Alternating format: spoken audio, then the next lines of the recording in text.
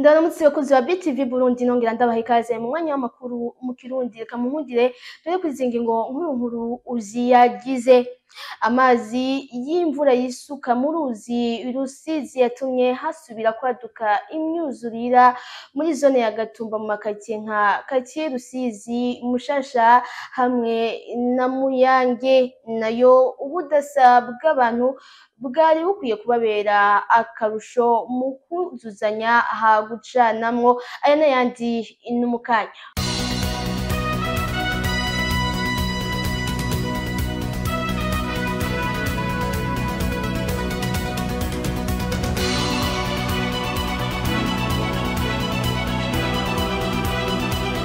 Ndasubiye kubaha ikaze. Amazi y'imvura yisuka mu ruzi Rusizi ni muri zone ya Gatumba komine Mutimbuzi yarasubiye gutuma haduka imyuzurira mu makaritsiye nka quartier Rusizi Muyange na Mushasha.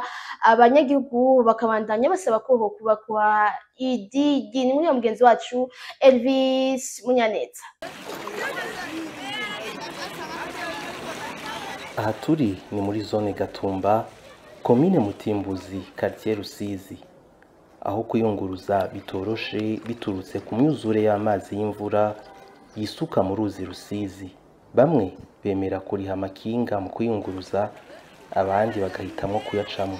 Aya mazi yateye amazu yo kubamwo, amazu y'ubuguriro n'amasengero. Aba n'abanyagihugu basanzwe bahaba baratubwira ingorane bahura nabo.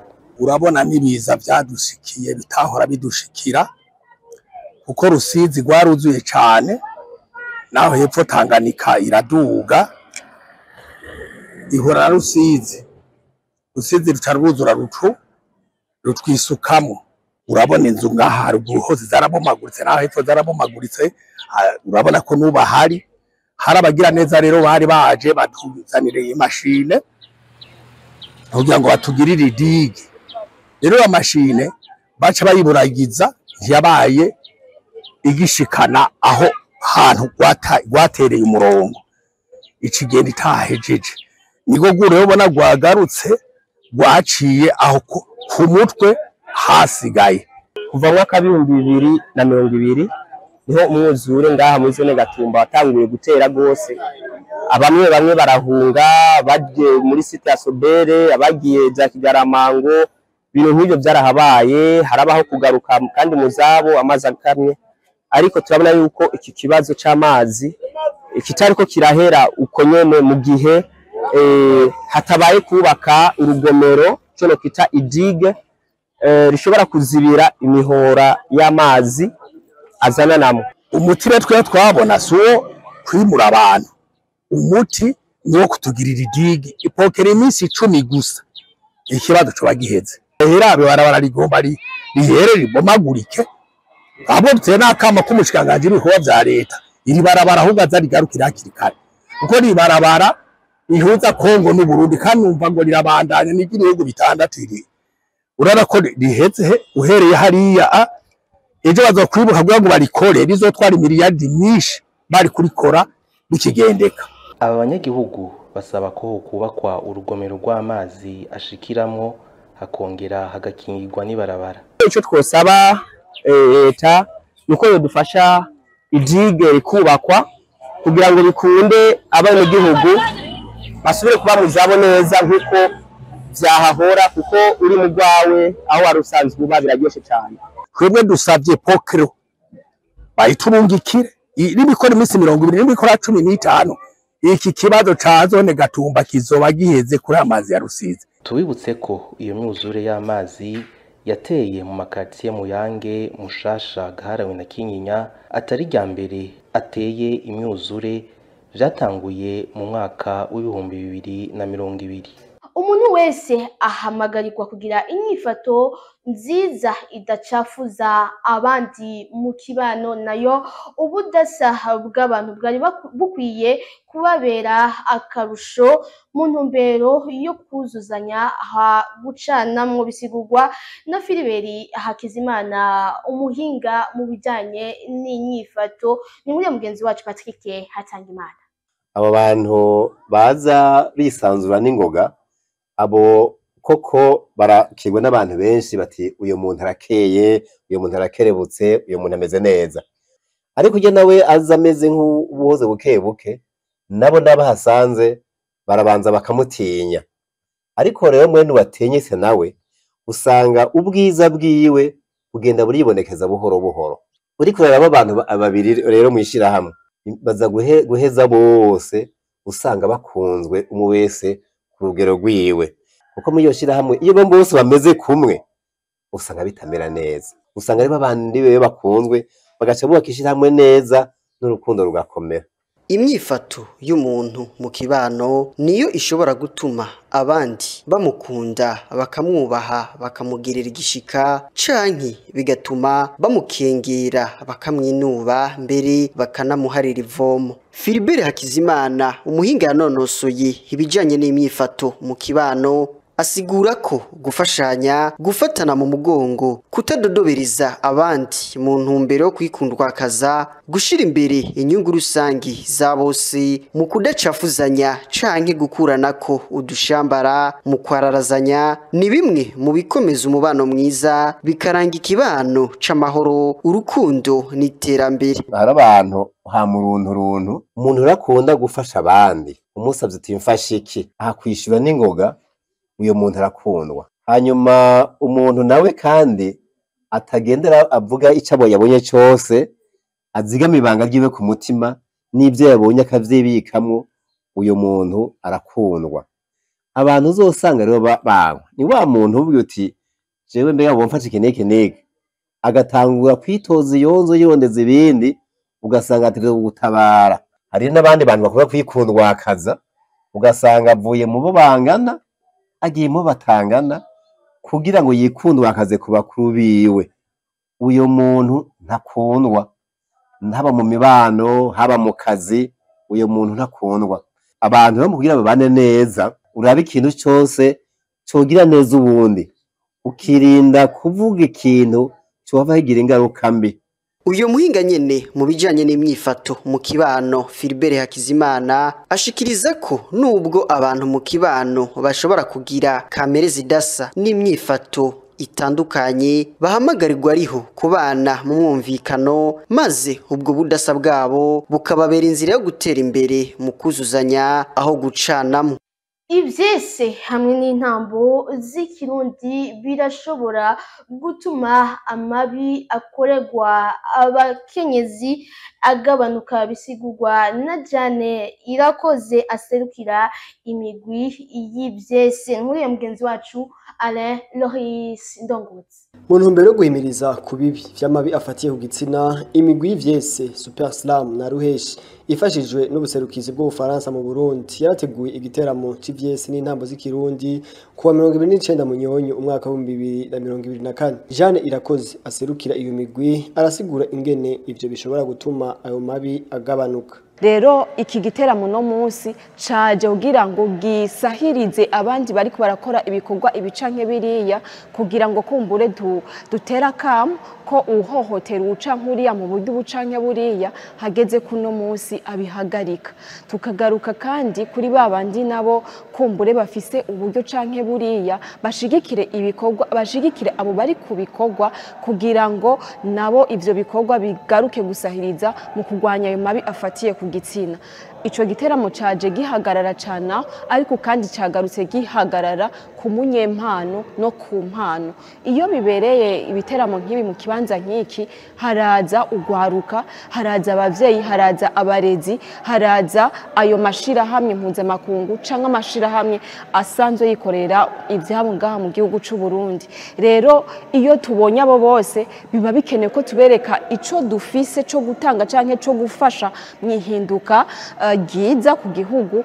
Christophe Yaki icegera c'umuserukizi Ubufaransa mu Burundi yarashimye uko ivyo birori vyagenze. Ça tombe très bien que l'événement d'aujourd'hui ait été organisé. Ni vyiza kuko ibi bikorwa vyateguwe mu kiringo turi mu minsi 16 yahariwe kugwanya amabi afatiye ku gitsina. Twabonye ko n'abanyavyese batanze ubutumwa bujanye n'iki gihe. vyanezereye kuko vyerekana ko urwaruka rw'u Burundi rumaze kumenya ko rushobora kugwanya ayo mabi, ivyo rero bitanga icyizere ca kazoza. Ivyo birori vyateguwe mu gihe turi mu kiringo c'imisi 16 yahariwe kugwanya amabi afatiye ku gitsina. Dutandukire mu makuru avugwa mu bijanye n'inkino dushikirizwa na Jules Verne Nakimana. Umugwi w'urunani warurangije inkino zabo zitatu zo mu itsinda B badatsinzwe urukino na rumwe, nubwo mu rukino bari batsinze umugwi wa City Oilers rutaboroheye kuko barutsinze nyuma y'iminota y'agasunuzo amanota 78 kuri 75 nkuko tubikesha amenyesha makuru bagenzi bacu bo kuri Akeza Sport. Mamadou Gueye amenyereza umugwi w'urunani yaramenyesheje icyabafashije mu kugaruka neza mu rukino. Je pense c'est notre défense, hein. Nous avons juste rectifié ce qu'il y avait à rectifier, c'est-à-dire aller en défense de zone. Ndibaza ko twafashijwe n'ubwugarizi bwacu twashoboye gukingira uruhande rwacu mu gihe bikenewe kandi twagerageje kubatesha umutwe no kubabuza gukina urukino rwabo, gushira inguvu mu gusatira twongera tugaruka inyuma. Ndibaza ko ari byo byadufashije. Ndafitiye icizere abakinyi banje, ndabitize ko urukino rwiza, umukinyi umwe wese arafise umwanya wiwe wo gukinishwa, igikenewe no kugira ukwihangana gusa. C'est ça que j'attends de tous les joueurs en fait. Chaque jour a son temps.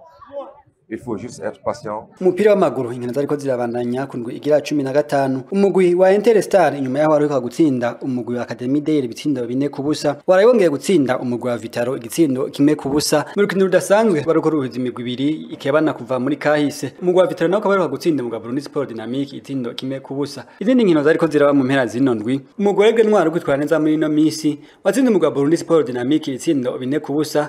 Umugwi wa Bumamuru utsinda umugwi wa Moso Sugar ibitsindo 2-0. Indwi ya 15 y'iganwa rya Primus League yaranzwe n'ibitsindo bitari bike nko mu rukino rwahuje umugwi wa Royal Vision n'umugwi wa Frambody Centre kwaje kurangira ari ibitsindo 4-2, ibitsindo 6 mu rukino rumwe, ndetse n'urukino rwahuje umugwi wa Rukinzo n'umugwi wa Academy Deila kwarangiye ku bitsinda 6-0 vya Rukinzo. Izindi nkino umugwi wa Olympique Stars wari maze imiziri kwitwara neza watsinzwe n'umugwi wa RRB Amasipiri ibitsindo 2-1. Umugwi wa Bumamuru niwe mu kibanza ca mbere n'amanota 31 mu nkino 14. Umugwi wa Frambody Centre mu kibanza ca kabiri n'amanota 29 mu nkino 15. Umugwi wa Ntwaro mu kibanza ca gatatu n'amanota 28 mu nkino 12 gusa. Umugwi wa Musongati mu kibanza ca kane n'amanota 25 mu nkino 14. Nayo umugwi wa Rukinzo uri mu kibanza c'icenda n'amanota 21 mu nkino 12.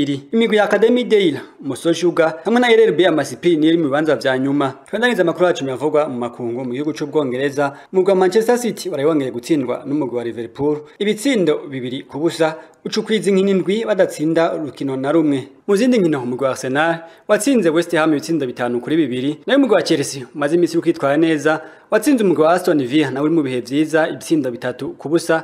Umugwi wa Tottenham unganya n'umugwi wa Fulham igitsindo 1-0. Nayo Manchester United itsinda umugwi wa Everton ibitsindo 4-0. Nayo muri Espagne umugwi wa FC Barcelona usigaje usumye inota rimwe gusa umugwi wa Real Madrid imwe gutsindwa n'umugwi wa Las Palmas ibitsindo 2-1. Nayo Real Madrid iza gutsinda umugwi wa Getafe ibitsindo 2-0. Turangize mu gihugu c'Ubutaliyano aho umusore akiri muto w'imyaka 22 Eduardo Bove umukinyi wa Fiorentina yaraye agize ikibazo tamukinyi n'umwe amwegereye aza kugwa hasi ariko Imana irakinga, ariko abaganga bakemeza ko gushika ubu amagara yiwe ameze neza. Dutandukire amakuru avugwa mu makungu dushikirizwa na Irambona Blenda Kelly Deborah. Ku munsi w'Imana igihugu ca Senegal caributse imyaka 80 iheze habaye ubwicane bw'abakoloni b'abafaransa bwakozwe mu mwaka wa 1944. Abasirikare bo muri Afrika y'uburengero bari hagati ya 35 n'amajana bari bagwaniye ingabo z'Ubufaransa mu mwaka wa 1940 bishwe kwigenekezo rya mbere Kigarama. Mu mwaka wa 1944 n'abasirikare b'abafaransa ivyo abafaransa bise ko ari ubugararije kubera umushahara batahemba. Abanyafrika bo mu burengero bari mu ngabo z'Abanyasenegal zitwa Tiraye. Umukuru w'igihugu ca Senegal Bassirou Diomaye Faye ari kumwe n'abandi barongozi bo muri Afrika barashize amashugwe ku itongo ry'abapfuye ryitwa Siarohe aho bahambiye izo ngabo. Inyuma y'imyaka myinshi iheze igihugu cy'Ubufaransa atace kibivuze ko leta y'Ubufaransa yaravyemeje muri iyi ndwi yuko yari ubwicanye. Dutandukire amakuru yacu mu gihugu c'Ubugereki kuva kuva ku munsi wa gatandatu bwashikiwe n'igihuhusi citwa Bora. Abantu babiri barapfuye, umurimi w'imyaka 57